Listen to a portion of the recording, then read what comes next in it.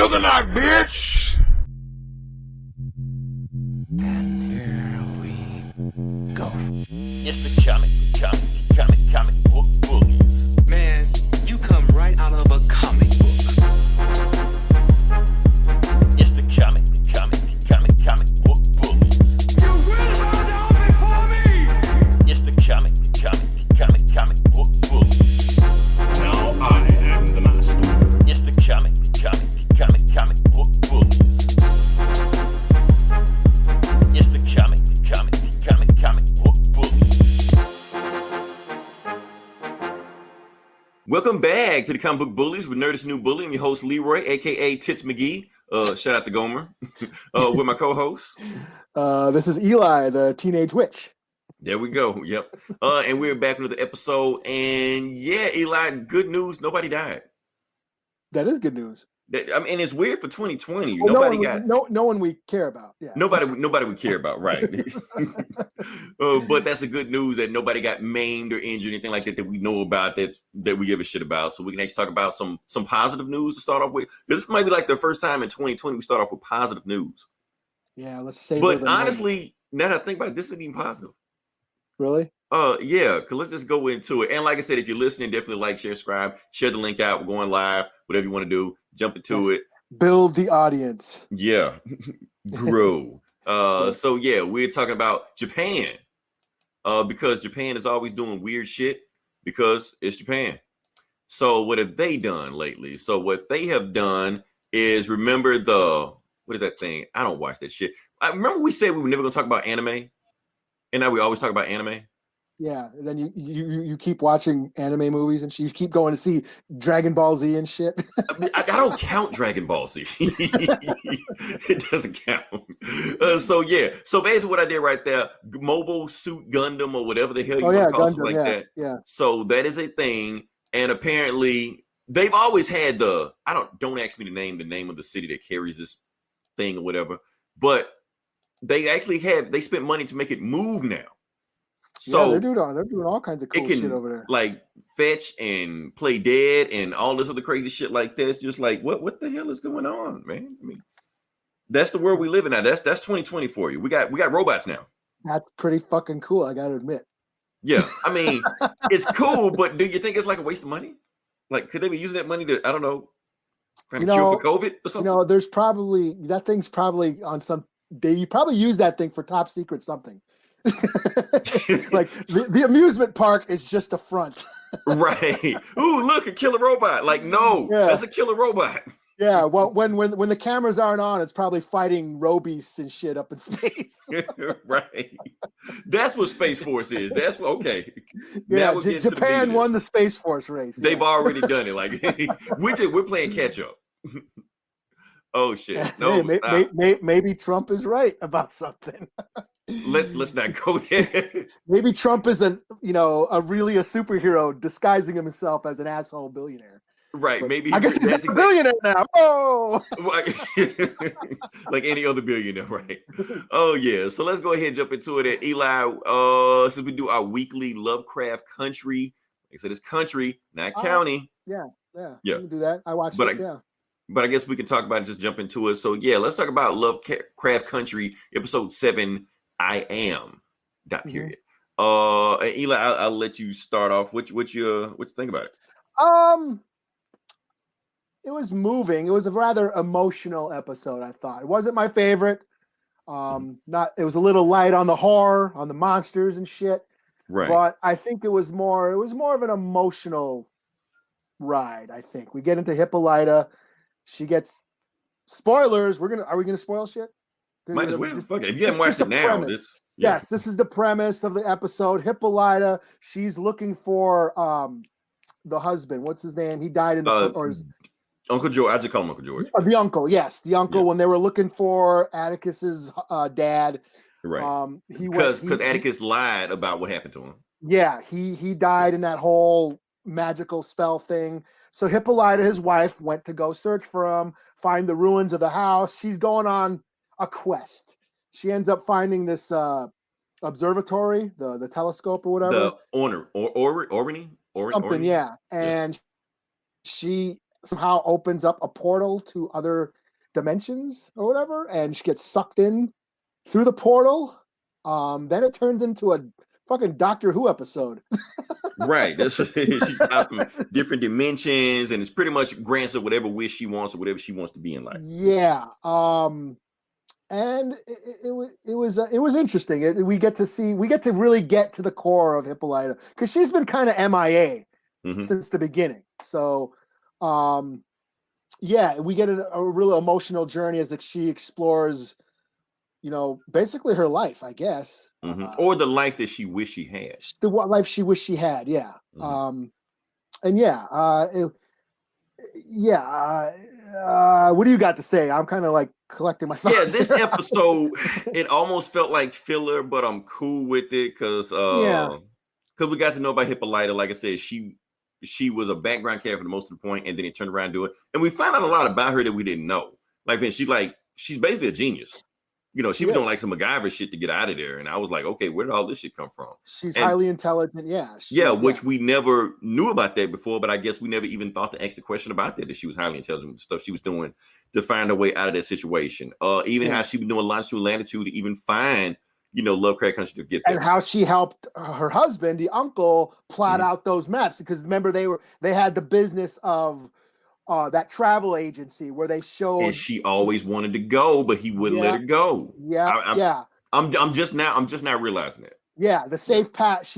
They run a travel agency which allows Black people safe travel across the country, the safe places to go. Because remember, this is back in the 50s, segregation, legal racism, right? and they just a safe passage for Black people to travel across the states, and she helped them out. We find out that she was an integral part of mapping those routes and shit. So, which she said in the original, I think in the pilot episode, but we just never thought much about it, Yeah. But in this one, we find out what she's doing in this one. Just the interesting stories of the stories that she was telling, the stories that she wanted to be a part of. That she wanted to be part of Josephine Baker's, and they was doing, and I'm pretty sure all that stuff really happened. Doing lines, whatever you want to do. She just wanted to live free. But then she realized she don't want to be sexually free. She's angry. She wants to get back at her oppressors. And I was looking up to see if that was like a real life story. It wasn't. It was just something she just completely imagined. Yeah. But it was basically her as like some African Dora Milaje Amazon queen warrior versus Confederate soldiers. Yeah. And she just goes into it because she says she's angry and she just wants to just take it out of, and the society tells her to not be angry, but she wants to be angry. And the funny thing about it that interested me about it is that they ask you, who are you? Like, who is your identity? The name of the episode is I Am. And what she refers to herself as is George's wife. Yeah. Because that's what she sees herself as. Yeah. So I thought that was pretty deep. So basically to her, she has no identity outside of her husband. I think that's what this episode explored the idea of freedom and what, not only just freedom as far as like societal and free societies or free rights, civil rights and civil liberties, but it also explored personal freedoms and how, what her response, she wasn't free from responsibilities. She wasn't free from, her role as a housewife or a mother or the husband or a wife, the duties she had she was sort of locked in this role of being Fred's wife. And was his name Fred? I forgot. No, George. George. Yeah. You're close. Yeah. But yeah, I mean, that's what I explored, the idea of freedom. And now with George being gone, her husband gone, she's free of those chains, of those binds, of that role. And she could explore the things she's always wanted to do. She finally got to go on that road trip. And then she gets this chance to explore, she goes through all these portals and goes through all these, astral planes and whatever. She basically explores the galaxy. She is an explorer, and she, learns and she had a chance to join the Time Lords or whatever at the end, Right. She had a chance to unlock the secrets of the universe, but then at the end she's like, oh, my daughter needs me. So I'm wondering if this like episode is establishing her as, you know, a pivotal role. Does she have some sort of ability now that she's going back to Earth? She's gone through these portals. Who knows? She's gained some sort of powers like now. superpowers or something. Yeah. And now she's gonna go back. I think it was just a one-off filler story. I think, and honestly, the more you started, now that we're talking about it, the more I'm starting to understand what they were trying to say in the story. Because she is a housewife, she is a mother, and a lot of housewives and mothers that get married early have regrets. They're like, "What about the life that I could have led?" You know, I could have been one of Josephine Baker's dancers, or I could have been an Amazon warrior. And even in that role, when she goes and does the whole dance troupe with Josephine Baker, you find out that she's still performing. Like that's not the life she thought of, like this cool free life. She's still on stage, right? She's on stage. She's got all she's a, you know, she's got to perform for everybody. She's entertainment for everybody. And she thought it's what she wanted, but it really wasn't what she wanted. Yeah. And then she goes and becomes the Amazon queen, but she's fighting, you know, this patriarchy or whatever, the male hierarchy or whatever. Right. But she loses. Even in her dreams, she loses. Yeah, because there's a whole army oncoming. Right. She fights a little bit of them, get a little bit of satisfaction, but at the end of the day, it really means nothing. And then she goes, I am George's wife. And right. She finally gets to tell him how she always felt. Right. You know? And I think that was the thing, because since he died, she never had to tell him that. So yeah. And now she's free. Now she's free of that role. She can finally do what she's always wanted to do. So it was like I said, it was like an emotional action, dramatic action, not so much. I don't think it really moved the story over. Maybe it did. Yeah. Maybe this is planting seeds for later on, but I don't think this moved the story forward. But like I said, we talked last episode, it's more like an anthology story. Like each individual character gets their shine time in the spotlight, and they go like, next episode is going to be D, Tick's cousin, Yeah. So now the thing that I was thinking that, and we said this last week, Eli, I guess I was wrong. Like I said, the name of the character named Hippolyta. This is a comic book podcast, so we always say Hippolyta. Same thing, same concept, but the thing is that we always know that she was named after the Queen of the Amazon warrior. Yeah. And her daughter D is real name Diana. Hippolyta, Diana, that's Wonder Woman. So I'm thinking they're gonna make some kind of connection. They never did. And that's what I thought when we saw the previews and we saw her on the battlefield. I thought that was going to be the episode of her. Right. Or at least they like throw I thought it was going to be the whole episode, or maybe they just throw out something like "We Are Wonder Women" or some bullshit like that. It never went there. I'm fine with it, but it's cool. Also, Tick finds out his dad is gay now. Right. Which is funny because I think everybody knew except him. Like all these years. and of course he reacts quite badly to it. And I thought that was quite interesting. I thought that was a nice moment when when he finds out he's actually finally in that relationship with his boyfriend, the guy he's seeing. He's finally, because he's been hiding it forever. He's been hiding it. He's finally, I guess, in a way, he's free. He's freeing himself of all that. He's finally letting go of hiding and. But I don't think he was ready. I think he was letting his guard down a little bit, and then the worst thing that he thought could happen happened. Yeah, and then his son finds out, and of course his son doesn't react well. Right. Because the thing about it, that he starts reminiscing all the times that he was, getting abused, and well, not abused, but beat as a child. Yeah, and he said, and what he said, he was like, "Oh, he's trying to, he beat me because he said I couldn't be soft, but he's gay." And I'm just, I think he's got it twisted, because gay people, the gay community, the trans community, one of the hardest motherfuckers ever. The shit that they got to go through, the shit that they got to put up with to be who they are. There's some hard motherfuckers. Well, I think that's the whole point. His dad was gay, and he was beating him to make sure he didn't have any kind of softness in him. Yeah, and to be black and gay back then, right? That's a hard motherfucker. You know what I'm saying? Right. You pick a struggle. Yeah, man. And then I think the whole point of what he was trying to do is that not only was he gay, but he was also homophobic, which is and weird.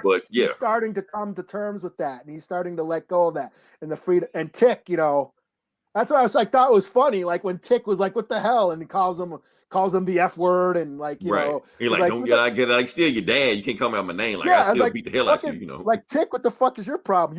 You fucked a monster last episode. right? You lost your virginity to a demon. What the fuck's your problem? Right, Naruto or some shit. You know.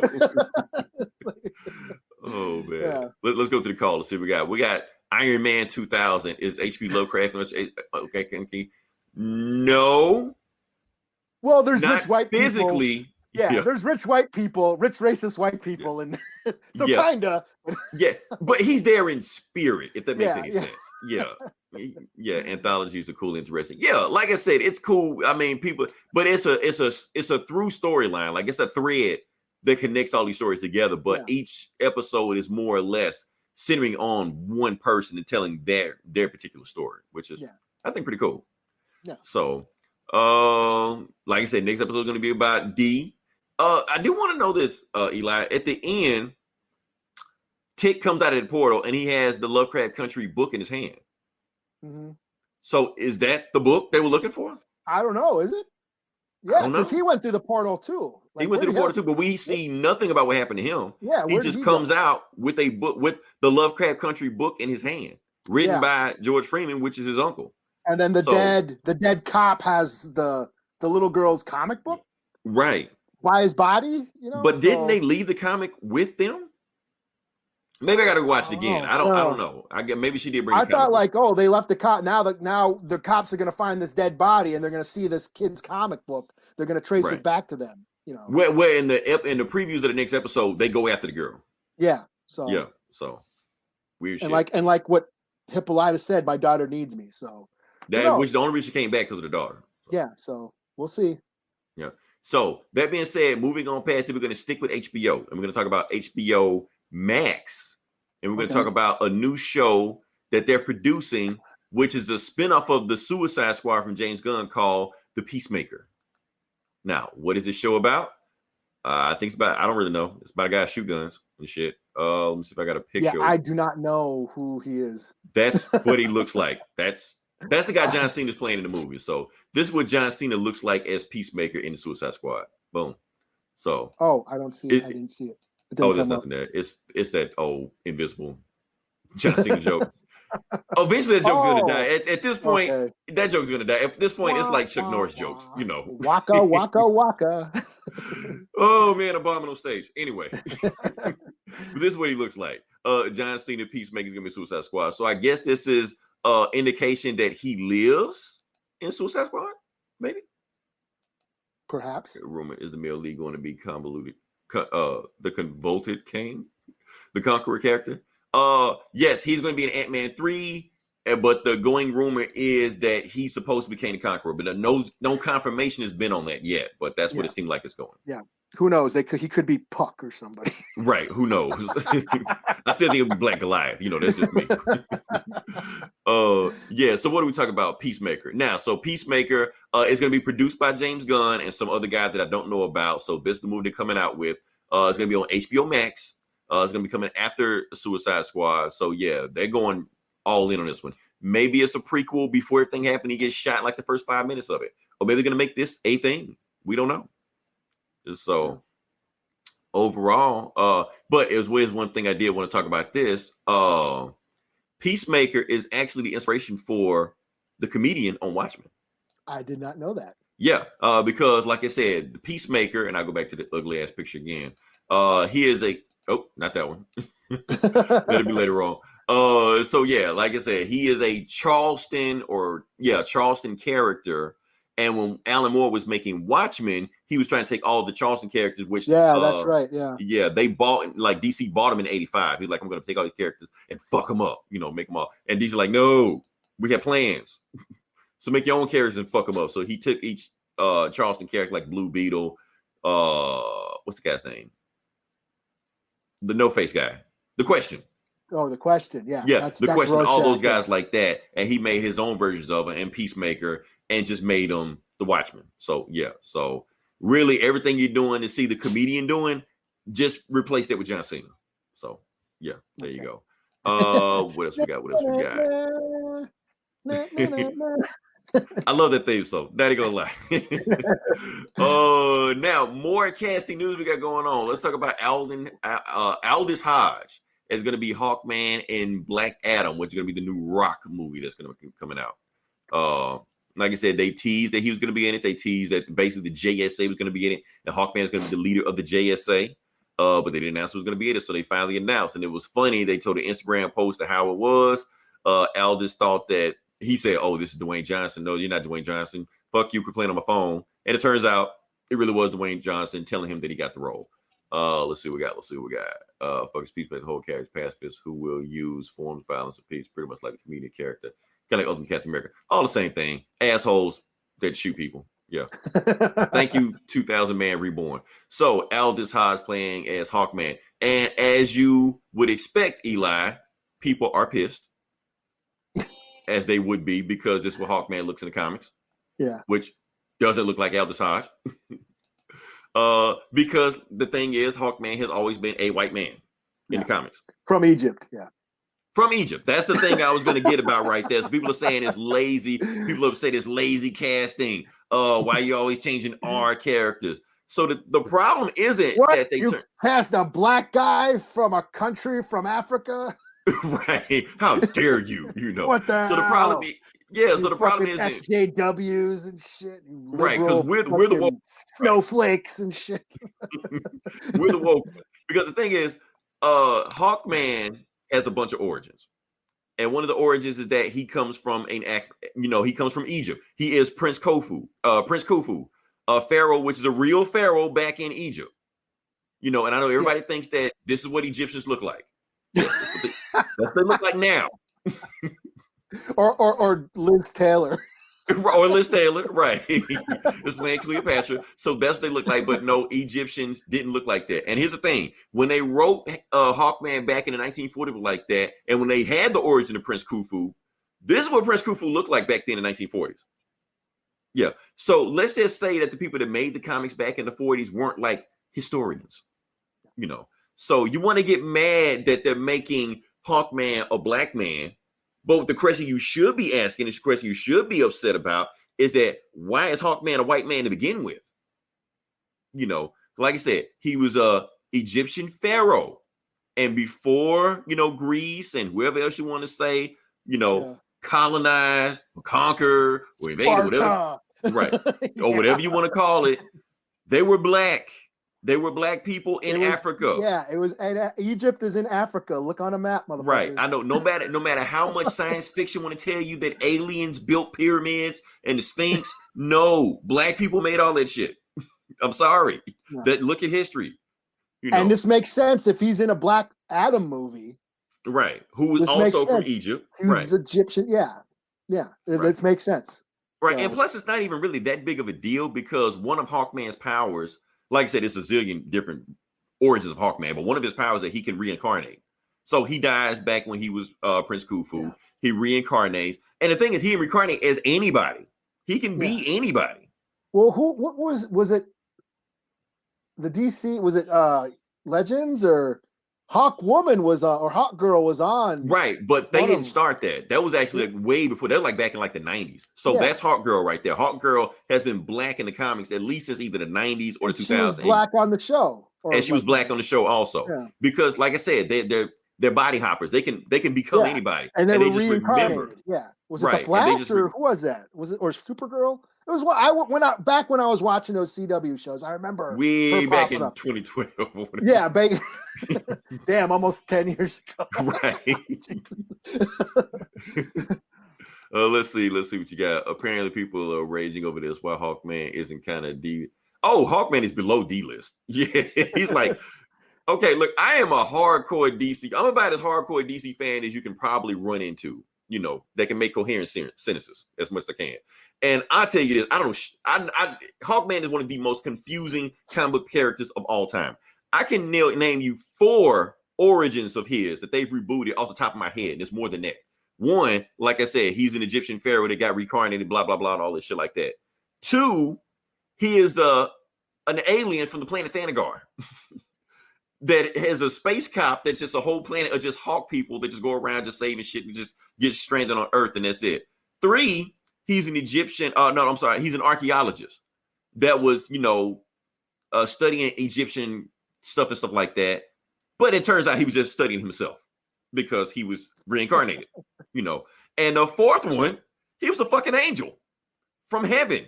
Okay. Came down from God. Joined the Justice League. Any of those ones where he was like in Flash Gordon or whatever? Basically, what was that dude? What was that guy's name? Hawkmen from Flash Gordon. The Hawkman from Flash Gordon. They either they ripped him off or they ripped him off. One of them. Somebody got ripped off, But the angel from heaven had nothing to do with none of this crazy shit. He just showed up at the Justice League. Superman looked at him and said, "Hey, you're the new Hawkman." He's like, "I don't know what that is, but okay, I'm Hawkman." So he was an angel flying around. It was Grant Morrison. So that should tell you all you need to know. So that's 4. It's more than that. So Hawkman is freaking confusing. Nobody likes to deal with Hawkman, but you can do whatever you want with Hawkman because it's so crazy shit. But to take a, like I said, a character that's based in ancient Africa and to make him black and you get pissed off about that shit, that says something about you. All of a sudden everybody's everybody is a hardcore Hawkman fan. Like right, everybody's a Hawkman. Nobody gave a fuck about Hawkman. Like I said, this is how they had Prince Khufu in the comics in the 1940s. They did not know. They were not trying to be accurate with this shit. So you can't get mad because they're trying to be comic accurate when the comics aren't even accurate. When Grant Morrison Hawkman was badass. But he was like a weird angel. He's still badass though. He's just, and that's the thing. Like, okay, at the end of the day, Hawkman is still a fictional character, not real. So if they change him to be whatever the fuck you want to be, it don't really matter. Meanwhile, Hollywood is doing this bullshit. Oh, yeah. And the same people complaining about Hawkman now are quiet as a church mouse when this shit happens. What was this? Exodus, Gods of Egypt, or whatever the fuck was going on right there. So this shit is still happening. This is not what Egyptians look like. Like you can argue about this shit. Remember the Mummy movies and shit? The Mummy movies, that other weird ass movie they had, like any Egyptian movie, they have them like this. Christian Bale is not Egyptian in any shape or form. Meanwhile, Eli, look closely at this. So you got whoever the fuck this guy is, and Cleopatra in the background, and Christian Bale, Batman. But look who's the servants in the background.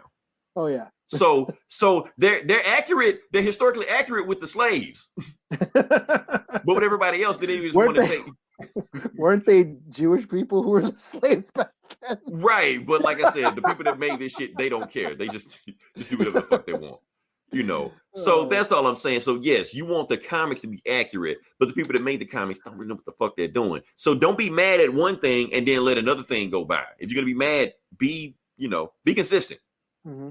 Keep the same energy. So is that the dude from NWA or not the NWA the Straight Outta Compton movie? Yes, he played MC Ren, which I didn't even realize that was him until I was just looking at his IMDb or something like that. And I'm like, oh, he was in Straight Outta Compton. Okay, he played MC Ren. Yeah. So Eli and some people even more upset. Aside from all the other stuff we did, because we just said that Hawkman is a D-list character, Z-list character. If you want to go there, hold on. Let's see what Iron Man got. Yeah, that guy. I'm not even gonna pretend like I even know what that guy's name is. I know he played in other movies, but whatever his name was. But people are upset about this because Aldis Hodge, they wanted to be somebody else. Because they wanted to be some Z-list Hawkman character that Rock's probably gonna beat the shit out of in the first 10 minutes of the movie. You never see him again. Some people want him to be T'Challa. Oh, really? Yeah. Honestly, Eli, even before Chadwick passed, remember that Invisible movie that came out? Invisible Man movie that came out? Yeah. I was shocked that movie came out this year. 2020's been so fucked up. I forgot that movie came out this year. I haven't seen that yet still. Pretty good movie. Go watch it. But I thought that movie Invisible Man came out 3 years ago, right? 2020. I'm like, fuck. This shit forever. So he was in that movie. He was badass, and you watch the whole time the movie like, that guy needs to be a fucking superhero. Somebody need to throw a cape on him. Hollywood's gonna call this guy eventually to be somebody. And I think if he was to pick somebody, I probably, even in the end, I was saying that guy make a pretty good badass Black Panther, But like I said, he's playing Hawkman.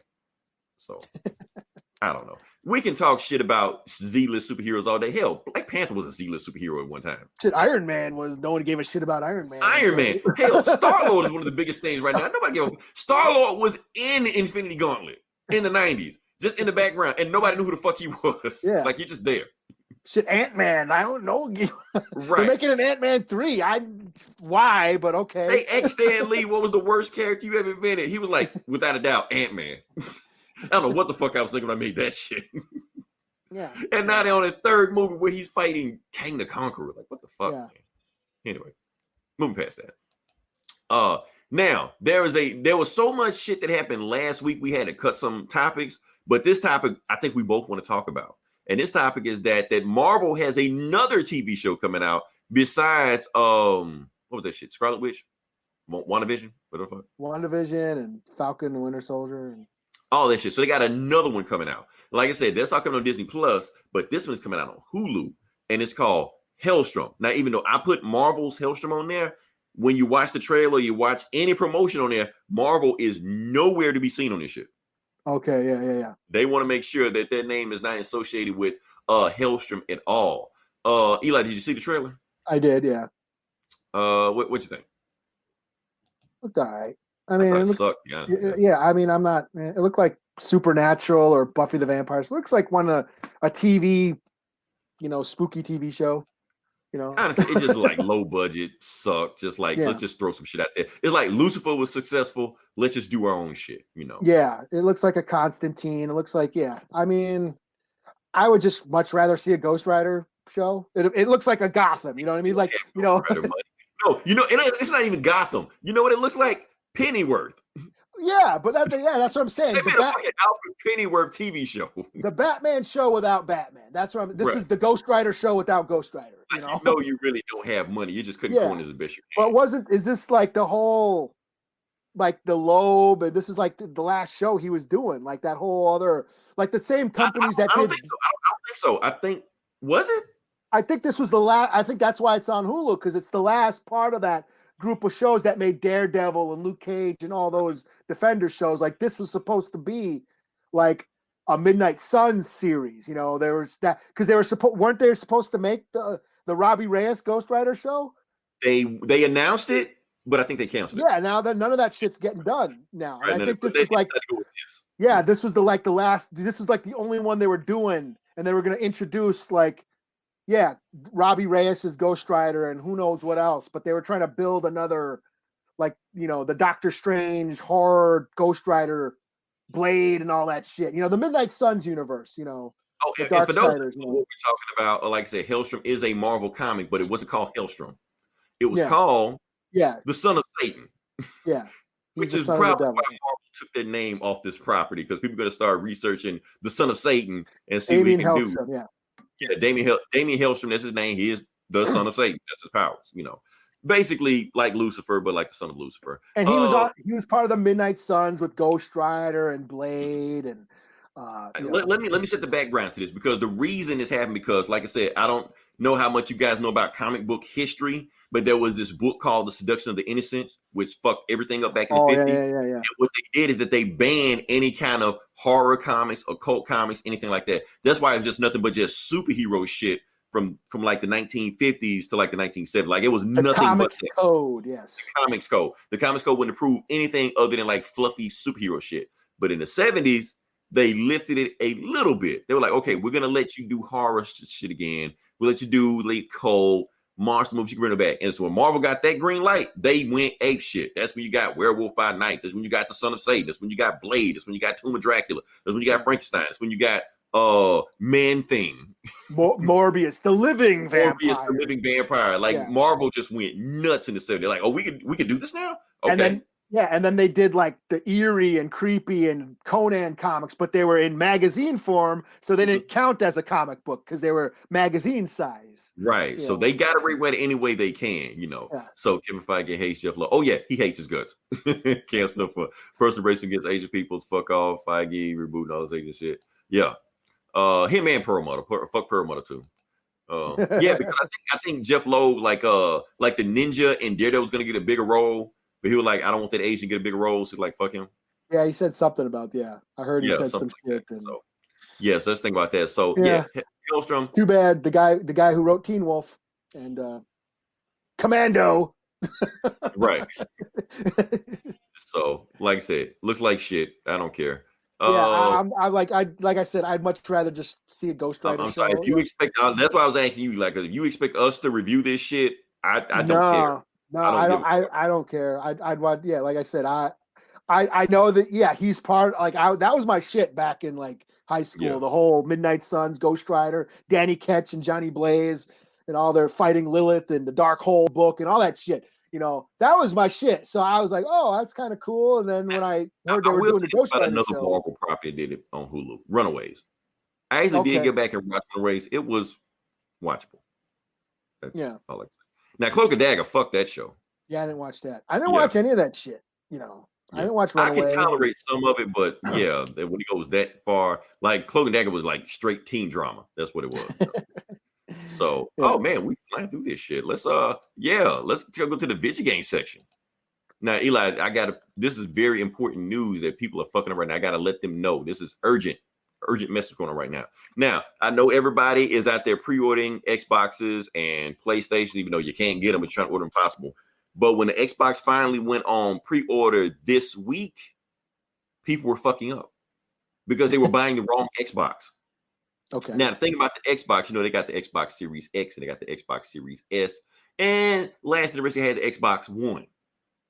So what happened when the Xbox Series X went on sale for pre-order, people were buying the Xbox One from last year, thinking they're buying the new Xbox.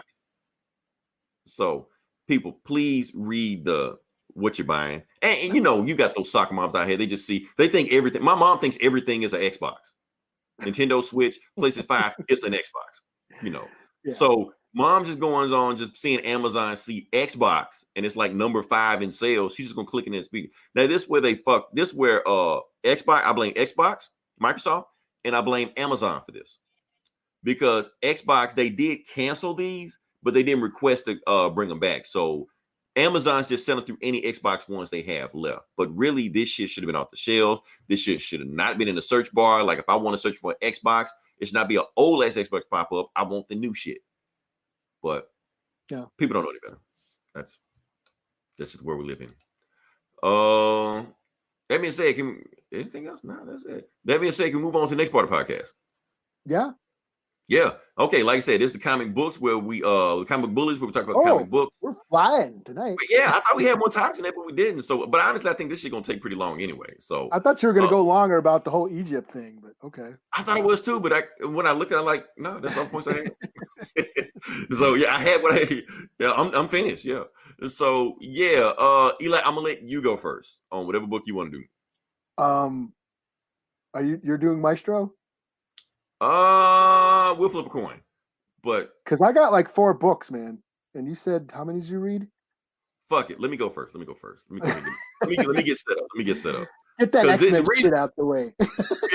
Yeah, that's the thing. I was trying to stall. That's what I was trying to do. I'm like, I don't want to do this shit. You want me to do this Deadshot Suicide Squad? We'll wait. Let's go ahead and knock out X-Men because this is the shit that there was the number 1 selling book of last week.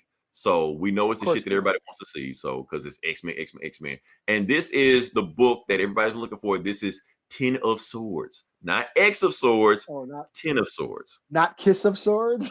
Not Kiss of Swords. Not Cross of Swords. Why do X-Men do this shit? I don't know. They hate us, man. I don't know. So all right, so the book starts off. Let's just jump into it. This is a hefty book. It was $5, and they made you work for it. Everything. This was 60 pages. Hickman wrote it. Hickman wrote it, but it had all that other like Excalibur shit. Basically, you have to be knowledgeable about every X book out. So it had all the diagrams and the architecture designs. And all that shit. Yeah, the whole page of it. Just that. Of not shit that was in the books already, just shit that Hickman wants you to know about this story right now. Meanwhile, you got to know about Excalibur, you got to know about Marauders, you got to know about all this other shit. And if you miss it, you're gonna be like, huh? So let's see what we got. I have arrived. Marshall Lewis, what's up? What's up? Wherever you are. Is he with you or with me? I don't know. I don't know him. What's up, y'all? glad you're here though. Yeah. Welcome to the show. All right, so let's talk about 10 of Swords? X Swords? Sword shit. Anyway, look, Fuck us. Go listen to This Geeks and Comics. Gomer eats this shit up. He loves his X-Men shit. Yeah, he's read every single book, knows everything about it. He'll break it down, listen to what's going on right there. But anyway, the book starts off, we're in the other world, that alternate dimension that was never explained before, but explained now. They decided they're selling crazy. Like all the X books are like top 5, top 10, all shit like that. So nobody's buying any DC shit. It's just Batman, X-Men, X-Men, X-Men, X-Men, X-Men, X-Men, X-Men, and that's it. So going on with this book now. So the 4 horsemen of apocalypse are invading this alternate dimension called Otherworld. Because remember, we talked about what Hickman said. Krakoa has been split into 2 islands. The other islands have been thrown to another dimension, and the 4 horsemen of apocalypse are ruling that dimension, and they're just fucking up everything because they're the 4 horsemen of apocalypse, just destroying shit left and right. They got their hordes destroying shit. That was what Apocalypse. That was like Apocalypse's. Wasn't Apocalypse did that other Araco or whatever? Right. He was in control of Araco also, but he sent Araco to the other dimension. But he sent all the 4 horsemen, his 4 horsemen, the original 4 horsemen, they went with him, So they're all gone. So they're fucking up this other place, and the place is called, what is it called? It's not Araco, it's the Sky Citadel, the Space Citadel, some shit, some Starlight Citadel. That's what it's called, the Starlight Citadel. And some chick named Saturnine, I think. Let me show you what she looked like. I thought she was Emma Frost at first, but her name is Saturnine, and she has her high priestesses with her, and they go with her, and I think she's a mutant also. I think everybody here is a mutant, but they don't really explain the power. And I think her powers is she can tell the future, so she reads these 4 cards to tell the future. And let me just break this down because it's actually pretty cool. I'm going to break all this down for you. So she reads 5 cards. And the first card she reads is called Judgment. Let me put that on there. First card she reads is called Judgment. And I think that is basically saying it shows apocalypse. And it's saying that he will be judged or he will be reborn or some shit. The next card you read is 4 of Wands, which is the 4 horsemen of apocalypse, The next card is the Hangman, which means that somebody will be sacrificed as apocalypse in front of it, or he will sacrifice something to get there. So these are like tarot cards or whatever? This tarot card. She's reading the future. And you got the 8 of Cups. You got the 4 of Wands. The 8 of Cups, which is Apocalypse's wife, and also Annihilation, who has the Twilight Sword that he been trying to stop everybody from get. And then you have the 10 of Swords. So she's predicting that these warriors will come down and save this dimension, So that's going on with them right now. So what did the fuck is going on right now? The point of this story is that Apocalypse built a gateway to this other dimension without the Quiet Council's approval, So they're like, of course he did. Of course he did, because he's Apocalypse. He did what the fuck he want to do. They basically hired Hitler to be basically. On the council. And they just think he was just going to just follow. Because X-Men are Nazis, Gomer. Because they just do what they want to do. So basically, Apocalypse is saying, I built a gateway to the other world. I'm going to bring the other half of Krakoa back to this one, but I need the X-Men to help me. And the Quiet Council's like, no. Matter of fact, shut that shit. And it was like, and even though you didn't tell us you were going to build it, he's like, Krakoa is just like, look. Matter of fact, Krakoa tells them, you can't close the gate. The gate must stay open. He was like, because if you don't, I'm kicking all of you off the island. Like all the X-Men got to go. So the X-Men have to do what Krakoa says. So that's the weird shit going around. So, but at the same time, they can't close the gate. But they did tell Apocalypse, look, whatever you do next, you do not have approval of the Quiet Council. So you take your own people, and do whatever you got to do. And Apocalypse is like, well, of course. And, he's got that face. Let me show you the Apocalypse face in Sabanur, cool face right there. So Apocalypse is like, okay, I don't have approval of the Quiet Council, but I'll take my own team to go down there. So he just recruits any volunteers want to come with him. So he's got like Havoc. He's got Polaris. Mainly they're going because if the Quiet Council can't go, they're sending their family members to go. So Cyclops is sending his brother to go. Magneto sending his daughter to go, Polaris. All the other X-Men are there. You got Beast. You got Archangel. Archangel's only going not because he's forced to go. He's only going because he don't trust Apocalypse. He know Apocalypse will do some fuck shit. I want to watch everything he does. Just following orders. Right. And you got Summoner, which it's been explained before. That's Apocalypse's grandson, So, of course, he's going also. So they finally get down to the other world. They take the portal down there. And they get there, and Apocalypse runs into the 4 horsemen. And the X-Men are like, the Four Horsemen? And of course, the Four Horsemen are Apocalypse's kids. So, yeah, so these are all his kids, the Four Horsemen, this one. So, and they've been ruling this place for like centuries or whatever like that. These are my children. So he finally sees his kids, for the first time in like hundreds of years, thousands of years. Who knows? We don't know the X-Men's timeline. And the kid's just like, Father, you've returned. And he's like, how did y'all live so long? He was like, oh, well, Father, let me tell you a secret. It wasn't because of love. And then, what's the name? Pestilence, death. I don't know my Four Horsemen. I don't know the Bible like I should. Pestilence. Yeah, there's a pestilence. Death, famine, war, whatever like that. So that's she tells me. That's them, dude. Oh, I did name them. Okay, cool. Yeah, I did that's from a Metallica song, which was in Apocalypse. They played that Metallica song, the Four Horsemen. Let's pretend like I'm not a Metallica fan. Yeah, in the X-Men Apocalypse movie. The movie sucked. But, had the Metallica song in it. I did it. Now I got to rewatch it. Yeah, the song's called The Four Horsemen. I'm a glove for punch. I'll watch it again. But anyway, the Four Horsemen tell Apocalypse, we live, Father, but not because of love, because of hatred, and he stabbed the shit out of him. Oh, damn. Meanwhile, his grandson is in the background, stabbing him in the back. Symbolism, I guess, because he stabbed him in the back, he betrayed him, So that's pretty cool. So the Four Horsemen just fuck up Apocalypse, So that's the prophecy, the Hangman. So now all out war starts. The Four Horsemen are fighting the X-Men, all stuff like that. But then that chick with the tarot cards sees all the fighting going on, and she's just like, y'all gotta stop fighting. Y'all not finna just fuck up all the work, because I rule this shit, And then she goes down there while Polaris is fucking up all kind of shit. She goes down there and stops the fight. And I mean, stop the fight. She stops everybody in their tracks. I'm trying to get down and show you the picture. I don't know who drew this shit, but man, it's some cool shit. Cool it looks good. That the same dude that did the Powers of X or the 10 of X, whatever like that. He did all that shit. Yeah. So fuck. I'm trying to show you that picture.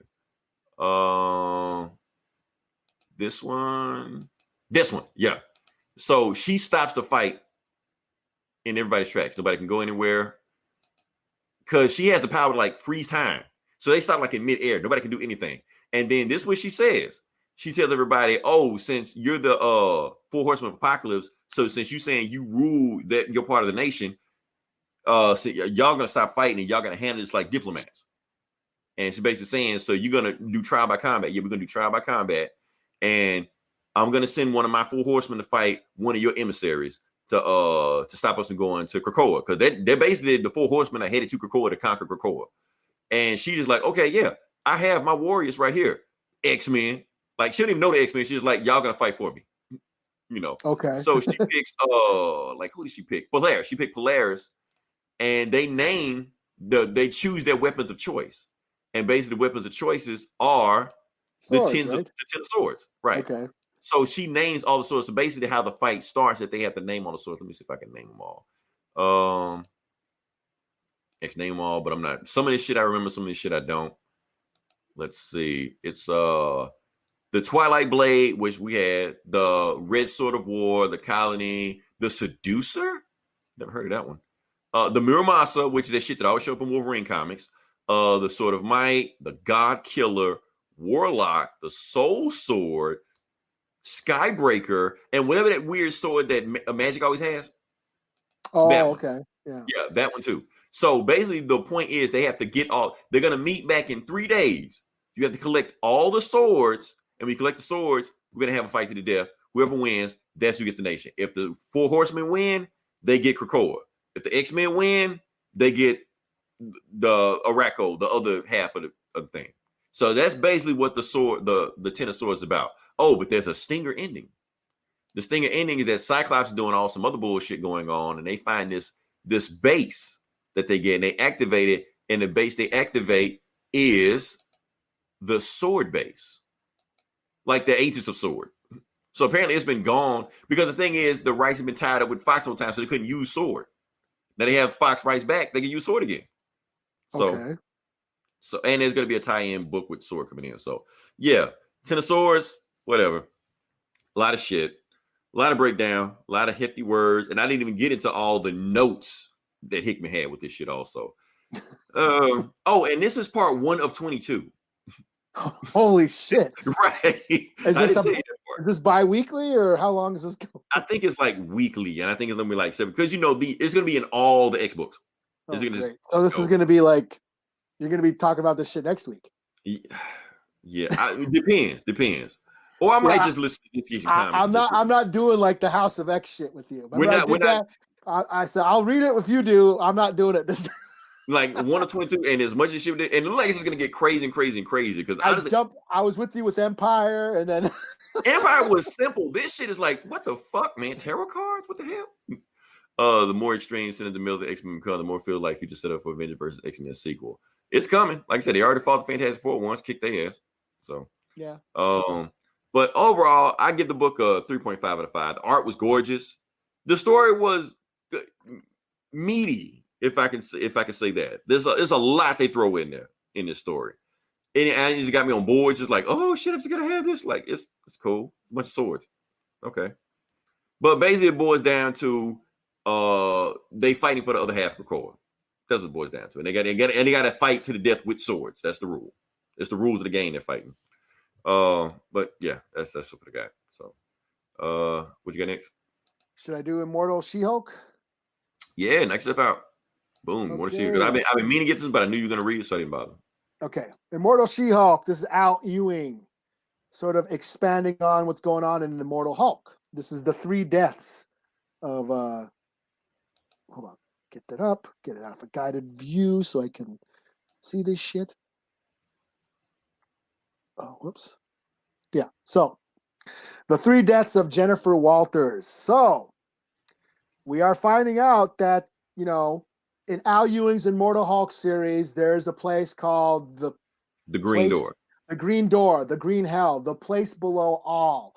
Everybody who's gamma beings go there, but then they come back through a green door. Everybody has their own individual green door. They come back to life if they choose to do so. Now, this sort of follows Jennifer Walters, or aka She-Hulk, and every time she's died and gone to hell and come back. So basically, when she was shot, it goes back to her origin.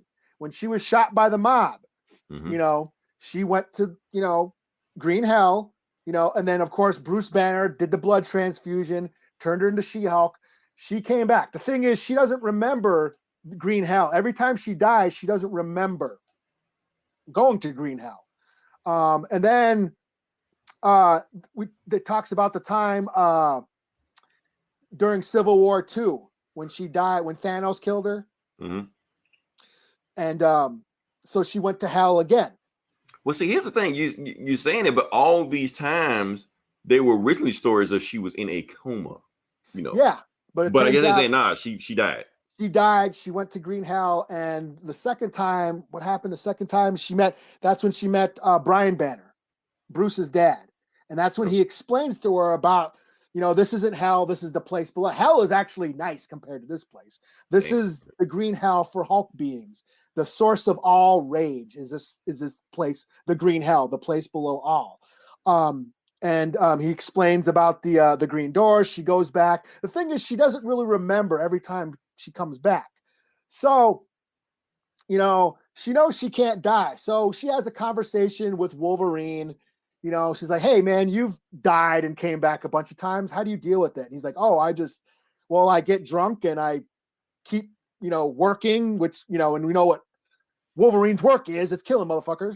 So that's what I do. I keep myself drunk and I keep myself busy, and that's kind of how I deal with things. And, she's like, okay, well, that's not how I want to deal with things, but all right. Then she talks to Thor. The Thor's in Asgard. He's a god. It's like, you're immortal. You don't ever die. Yeah, he died a bunch of times too, but yeah. How do you deal with being immortal? And Thor's like, oh, well, I'm not immortal. I can die. I just killed Galactus. He's dead. Wow. So they keep the continuity going. Okay. Yeah. I killed Galactus. He's not immortal. And I saw the future where Thanos kills me. So I'm not immortal. So he says all that shit? Wow. Yeah. Yeah. He's like, I'm not immortal. So we're going to die someday.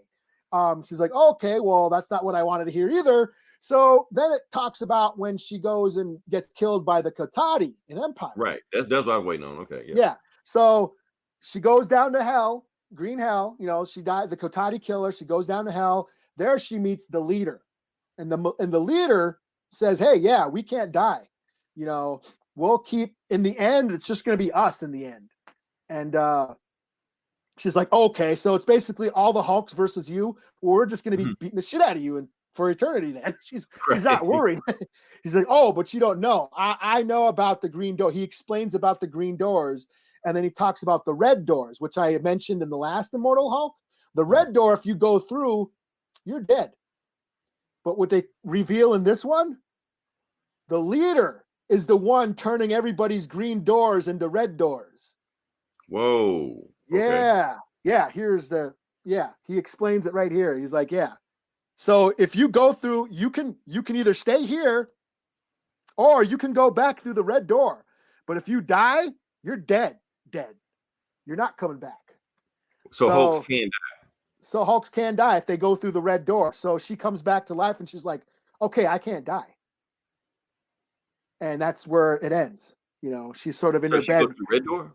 She went through the red door. She's back to life. And she's like, okay, I can't die now. She knows she's going to die someday. And she knows if she dies, it's for real this time. So wow. That's where it ends. I don't know if this is a one shot or what, because it doesn't say to be continued, but I was like, damn, this was pretty fucking cool. Right. That's why I didn't know if I want to jump into it, because I didn't know if it was like a one shot or a continued story, because I haven't been reading Immortal Hulk to begin with, but it looked like it's carrying on that story. Yeah. So I thought this was dope. This is like, shit, fuck it. I'll give it a 5 out of 5. I was into it. It really ties into the Immortal Hulk storyline.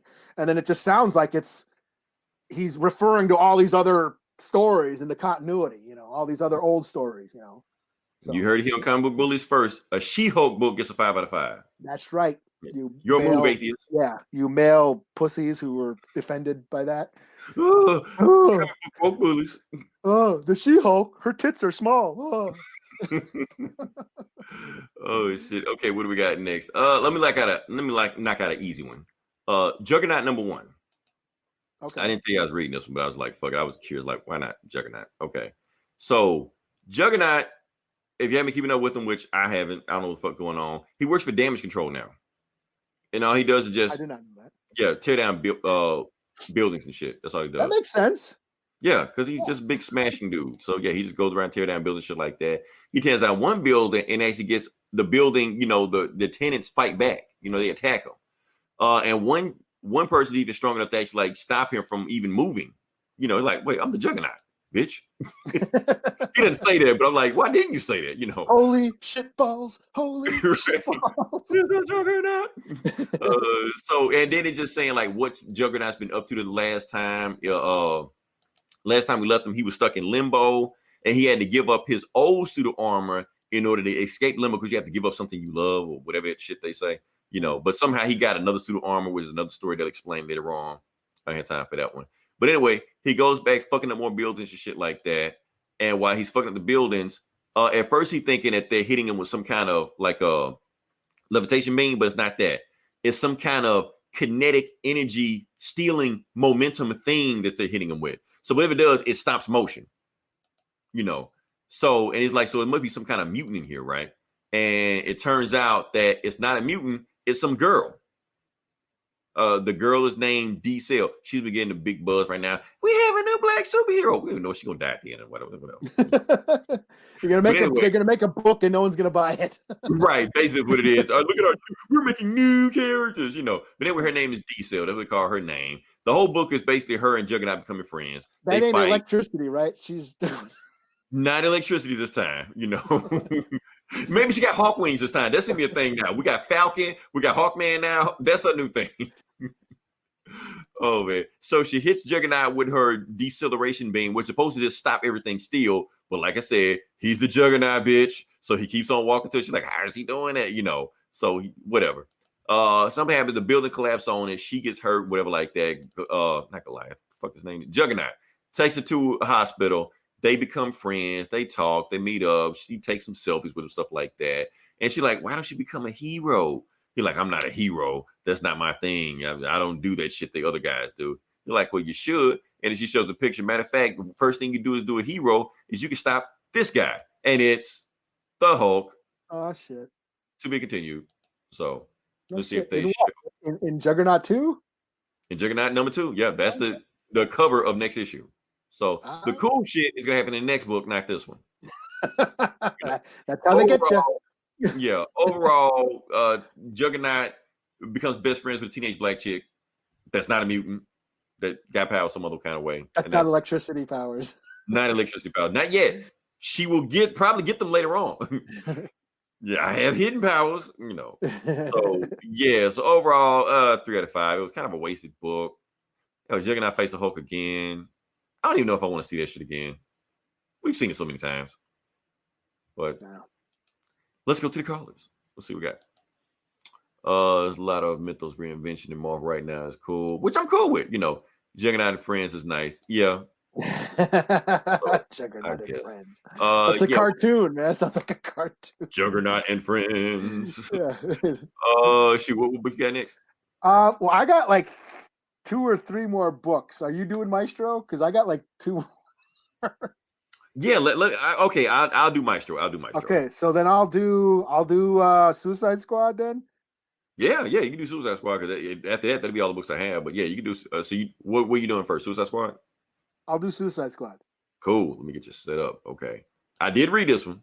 Okay. You didn't really need me for this one, Eli. Okay. I mean, I'll jump in where I need to jump in, but you didn't need me. I don't know who any of these motherfuckers are, so I don't. Okay. So, and I haven't read like the Tom Taylor Suicide Squad run. I haven't read since like number 3 or 4, so I have no idea what's happening. But apparently, it starts out with Chaos Kitten and Phylacine. Oh, don't ask me who those people are. I have no idea. I don't know who they are. I don't know who they are either. Obviously, they're on the Suicide Squad. They're kidnapping let me get it off guided view. Damn it! I thought okay. They're kidnapping a senator. Chaos Kitten. Yeah, there you go. Boom. They kidnap the state senator who's in cahoots with some corrupt corporate asshole, and they take him down to the ocean. And Finn, some dude named Finn, who I imagine I don't know either, but I imagine he has aqua powers. Yeah, I'm sure he's from Atlantis or whatever. Yeah. So he's interrogating them about the corporate guy that he's in cahoots with. Then it cuts to okay. No, this is a backstory you do need to know. There is one person I didn't know. The corporate guy they're looking for is Ted Kord. Yeah, that dude. Okay, so Ted Kord, pre-New 52, is the Blue Beetle.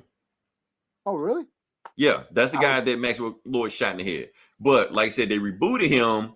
He may not necessarily be the Blue Beetle, but and honestly, I don't even think I don't even think he's who they think he is. I think he is a good guy. They just think he's a fucked up dude. So I think they're framing Ted Kord. Like I said, I have a Marina story, but there's no way I believe Ted Kord is doing the shit they say he's doing.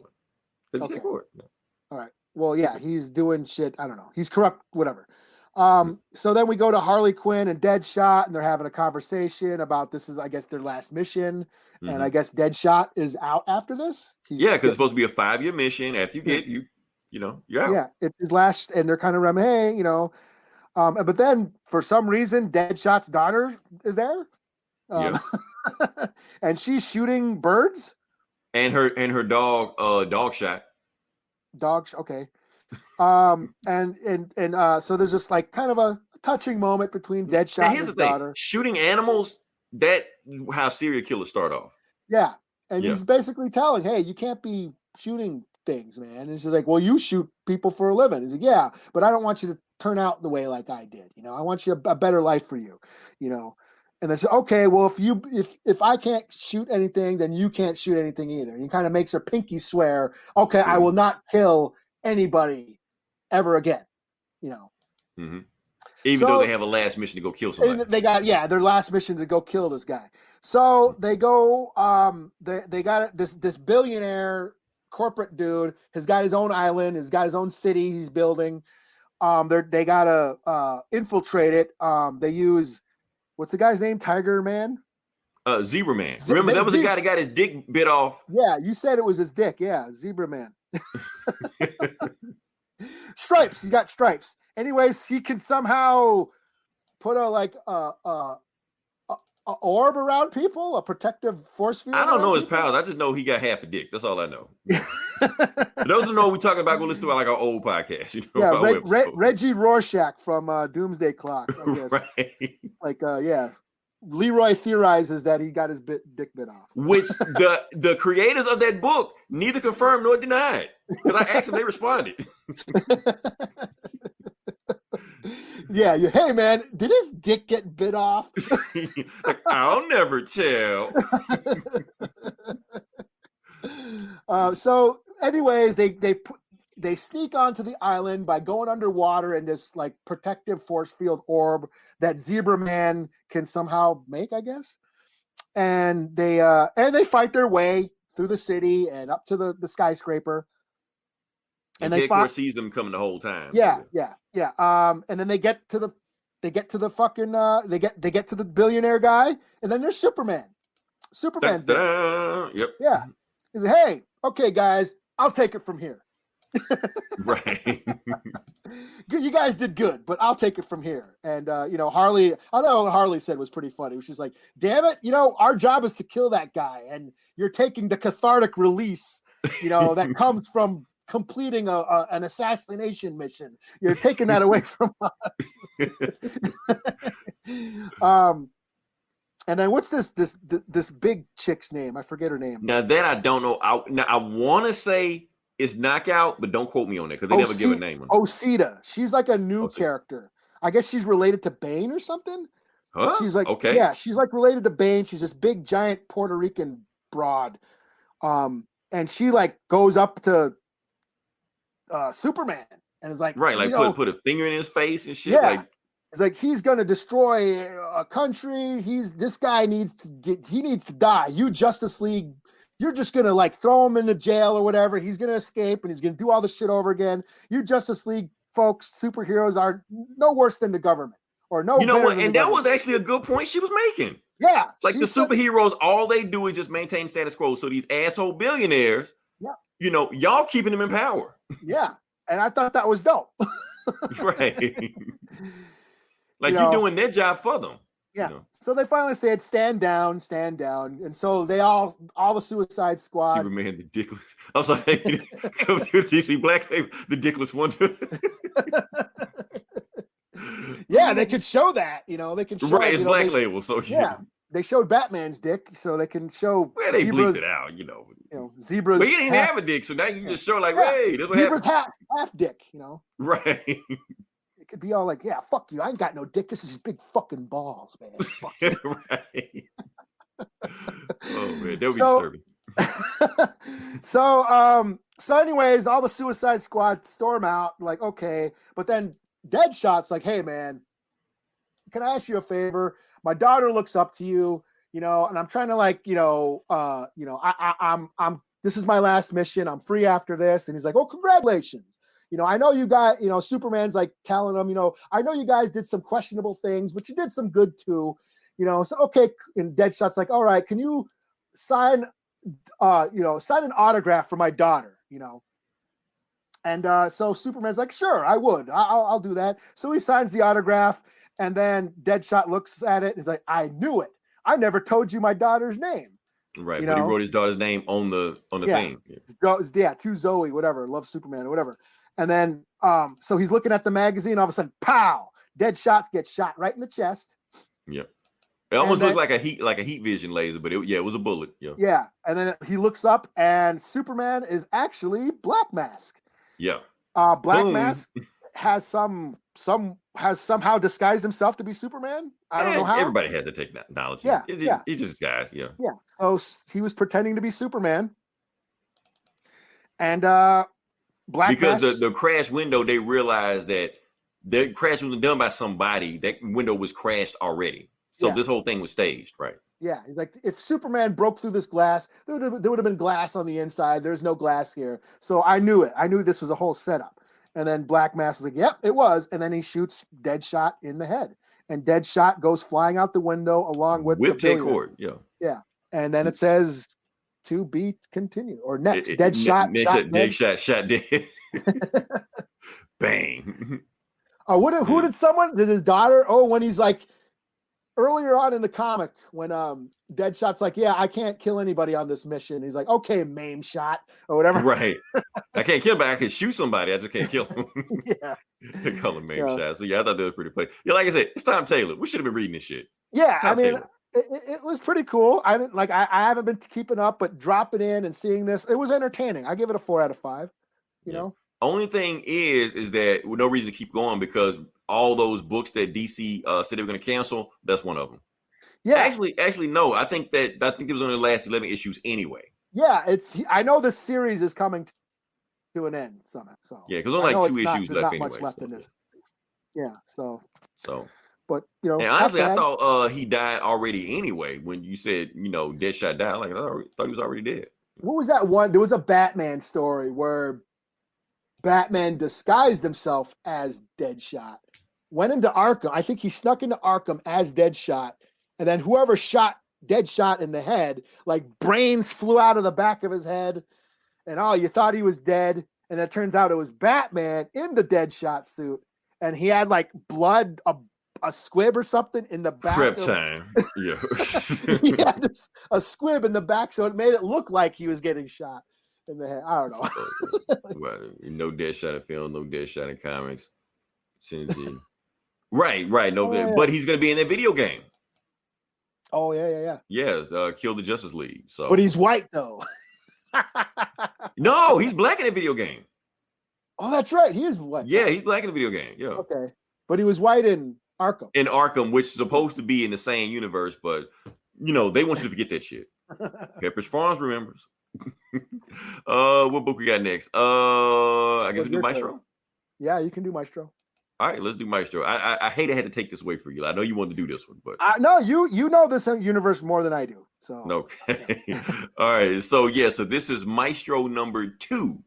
So the book starts off with, like I said, the last book left off. It was a nuclear war. It's been years. We really don't know how many years has passed, but it's enough years that some shit went down. And it's like, Mount Rushmore is just completely fucked. Hulk is just going around the United States, and everywhere he goes, he just see more fucked up shit. He goes to Vegas where with his old stomping ground. He was Mr. Fix It, completely destroyed. He was like, well, even if I was here, there's nothing really I could do, to fix it. So he's just kind of depressed. I think he goes to the where'd he go? DC. He goes to Lincoln Tunnel. He goes to Lincoln Tunnel. He also sees like dead animals. He's like, yeah, the humans, they really fucked this up. I can't believe the humans did this shit. He goes to Lincoln Tunnel and he finds this kid running. He's like, how the hell is this kid? Because the thing is, the whole place supposed to be like poisonous radiation. So the kid's supposed to be died, but he's got like a gas mask or something on. That's how he's running around and not able to die. For a limited amount of time. So the kid goes to this little, hidey hole or whatever like that. Hulk, and this was from a Hulk video game I played. I think on Sega. Really? I think so. No shit. But anyway, he goes down this tunnel. And he sees some guys, and right before they get ready to shoot him, or maybe they do shoot him, he's just like, guys, before you shoot me, can you get the back shoulder over here? I got a little itch in my back, and if you could scratch it with those bullets, that would help, and that's when Machine Man pops up. I don't know why we keep seeing Machine. They seem to love Machine Man lately. Because he was in an Iron Man book, and he's here now. And he's basically saying he's here, but Hulk, you got to go because I don't have enough food to feed you and all these people. Because right now I got enough food to feed everybody for the next 17 years. With you here, I got enough food to feed the next 3. Yeah. So you got to go. But while he's going, he watches the news and he sees New York City. But New York City is completely different than it was before, and they changed New York to be called Dystopia. Now, like I said, if anybody remembers the Future Imperfect original storyline, Maestro was in control of a place called Dystopia. And here in this story, New York has been renamed Dystopia, and it's in control by a guy named the Maestro. And like, okay, why is this guy named the Maestro? Hulk is like, I got to go meet this guy. I got to go to New York right now and meet this guy named the Maestro to see what exactly he's doing. Because basically saying like New York was completely screwed up, but whoever this Maestro is came in and fixed everything. So Hulk goes, he goes on this road trip. He goes from Washington, D.C. to New York. He hops there. While he's there, he gets attacked by cockroaches. Now, if you remember in the other Hulk story, the end, he was attacked by giant-sized cockroaches. That's right. So all right. this shit is canonical, you know. But anyway, he gets blasted by some people go and save him. He gets saved by the Wastelands. The Wastelands are also, so all this shit is setting up the stuff that was in Future Imperfect. He gets saved by the people in the Wastelands. They tell him this is like one of the only areas that we know of that hasn't been you know, that hasn't been affected by radiation. So we can just live here and we're good, you know. Well, that's going on. We see Rick Jones, who was also playing that old Hulk song he was playing. You know, his collection of memorabilia that was in the old Future Imperfect stone. Wolverine skeleton, Magneto's helmet, Thor's hammer, both the Professor X's chairs. And it is a, you know, Easter egg of shit, you know. And his, you know, granddaughter, Janice, basically telling him the Hulk is here, you know. Or like, well, we'll go get him. You know, she's like, so while the Hulk is walking through New York City, you know, everybody's backing out of his way. He gets actually, so who is the Maestro? What is the Maestro? And he was like, well, the Maestro is a god. He came here and he saved us all. He like, no, I don't believe that. They're like, okay, well, come on anyway. So then they tell the Maestro, Hulk is here, and we see who the Maestro is Hercules. Why? I don't know. Yeah, but I don't know. That's a thing. So the question we need to be asking ourselves is, why isn't Hercules in the original Future Imperfect story? So, and why is the Hulk the Maestro now? So obviously we know some shit is about to go down. Yeah. So damn, does Hulk kill Hercules? I think so. I gotta read that shit. I got. Yeah. I might have to go back and look at Future Imperfect to see if damn near everything in this book was a reference to Future Imperfect. Future Imperfect and the end. That story where it's supposed to be like the last Hulk story, where he's surrounded. Everybody's dead except him and a bunch of giant cockroaches. So the key reminds me of that one surviving kid panel from Hulk the End. Oh, also Janice, Rick Jones' granddaughter. She also, when she's a little kid, she goes rummaging through Avengers Mansion, sees Mjolnir, and picks it up like it's nothing. And Rick tells her to put it down. Don't you ever touch it again. And then he gets pissed off because she can pick it up and he can't. You know, fun little story, but yeah, and like I said, Janice was also in the Future Imperfect story. She's actually one of like the main characters in there. Yeah. She's one that gets young Rick to bring him to the future to tell Hulk. But just go read the story. The story was fucking awesome. Anyway, this one I give it a 4.5 out of 5. Really, I give it a 4.5 out of 5 because it has so much continuity with Future Imperfect, which fleshes out that story, which, in my opinion, one of the greatest Hulk stories ever written. And it just makes that story even better because it gives you all this backstory you didn't know. Hercules showing up is weird, but it hooks you for the next issue. I thought, for some reason, Rick Jones was going to be the Maestro, and I thought that's what I was thinking. Like it was said that Rick Jones was going to be the Maestro, right? Yeah, but I was like, okay, like Hercules, like okay, but hey, you're gonna get Hercules versus Maestro fight, you know. Peter David gives Grip Pop run. The fuck you and is going to kill Hercules. Oh shit, you are right. 2000 Man Reborn. Thank you, because in Greg Pac's run, Hercules takes over that run. Like the run becomes Incredible Hercules. So yes, if he kills Hercules, that is a complete fuck you to Greg Pac. Good one, 2000 Man Reborn. Eli, what you got? I guess I'll do this one real quick. Sabrina, Something Wicked, number 3. Shit. Okay, so please tell me you did not pay for this book. No, because there's a deal with the Archie comics are all on unlimited or something. There's some deal that Comixology did with the Archie books. Mm-hmm. So they're all on unlimited. There's a bunch of free Archie comics on Comixology Unlimited. You can read them for free if you got Comixology Unlimited. And so I'm going to say, if you're into horror, these books are great. The Archie horror line, which Sabrina, Afterlife with Archie. It's basically a zombie apocalypse in Riverdale. We have Jughead the Hunger, where Jughead's a werewolf. Vampironica, Veronica's a vampire. You know, and then, of course, The Chilling Adventures of Sabrina, which spawned the Netflix show. The comic book of the Sabrina comic is way better than the Sabrina show. Now, I dig the Sabrina show. I mean, it's fun, but the comic is way darker, way gorier, way more violent. So I dig these. I dig the whole Archie horror line, because I never gave a shit about Archie or Riverdale until they started getting ripped apart by monsters and shit. You know, Oh, damn. Right. yeah. So basically, this is this new story arc with Sabrina.